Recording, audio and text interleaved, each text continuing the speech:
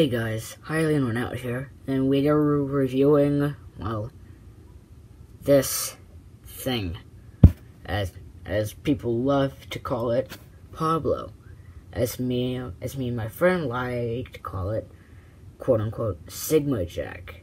But that's mainly because, he finally got the ears. But anyways, yeah, today we'll be reviewing the Mainline Jungle Missions 3-pack.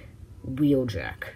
Yeah, and with the 3-pack, it's gonna go where it's gonna be Wheeljack, Nightbird, then lastly Cheetor. But anyways, let's get to the figure. Despite this thing having a less than splendid design, it's not a bad figure. It's really not that bad. Sure, the head is the worst part of this, but yeah, we've gotten used to it. Articulation's pretty good, everything being on ball joints.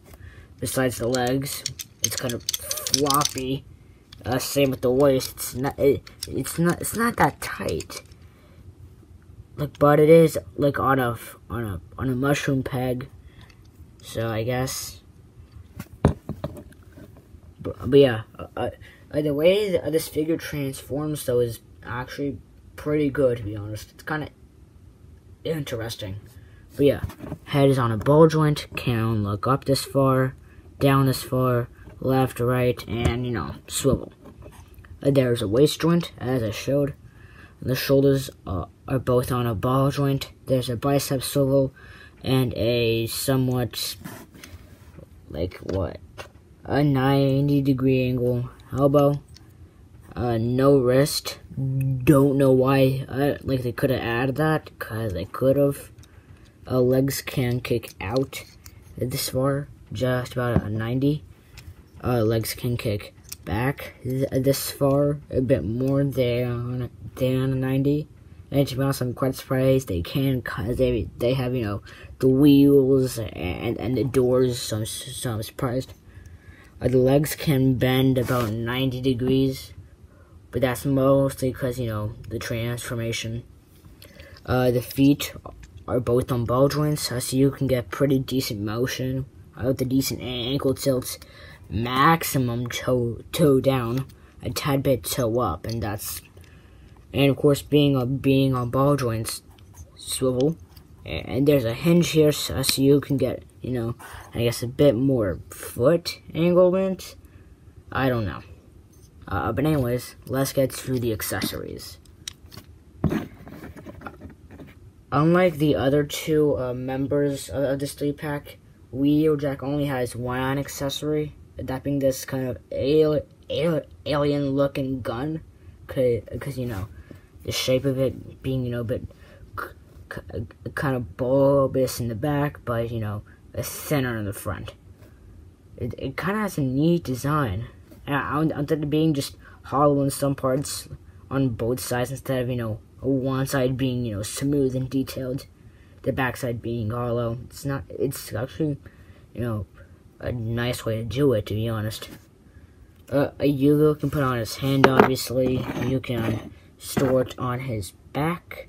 And also in transformation, there's going to be another port that's hidden under here, well, on this leg, where you could put the gun here on the roof of the car in vehicle mode. Anyways, let's get to size comparisons. Here's Nightbird, as we just saw before. And here is Cheetor, who we just saw before. They're all deluxes, so they're all the same size. But boy, once you get them into vehicle mode, boy, their size changes. And here we have Wheeljack in his van mode. And now, is it me, or could this very easily be repainted into a Transformers / a Scooby-Doo crossover over figure? Cause like all they could do was, give this a deco of the Mystery Machine, add the, the Mystery Machine logo here instead of the Pablo thing, and boom, here you have, like whatever it'd be called. And Hasbro, I think you should do a Transformers X Scooby-Doo crossover figure and use this one. It'd be good. But anyways, yeah. Here we have Wheeljack in his van mode, and yeah, no wonder why they call him Pablo.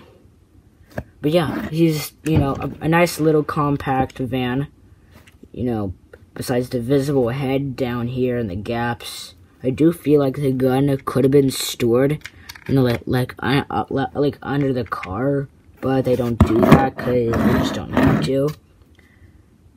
But you could do that if you want. But as I said, in robot mode, you could store the gun up here or on this port. But for some reason, like unless they have it on old copies, the port here is a bit kind of, slanted. Like, I don't know if it's supposed to be that way or not, but I just find it weird why it's, slanted. Don't ask me. But anyways, here we have him with Nightbird. As said, there's going to be size changes in the vehicle modes because they were the same size in robot, different size in vehicle mode. And here is Cheetor. Again, big size change. But anyways, yeah. Despite the glaring issue with the head, this is honestly a decent figure. Transformation's neat. Thankfully, no faux forming parts, and the doors can in some way open if you can find a way to open them. Like this way, just pop them open. Put the arm back in. Boom. Here you have a door that won't, mess up the vehicle mode. But yeah.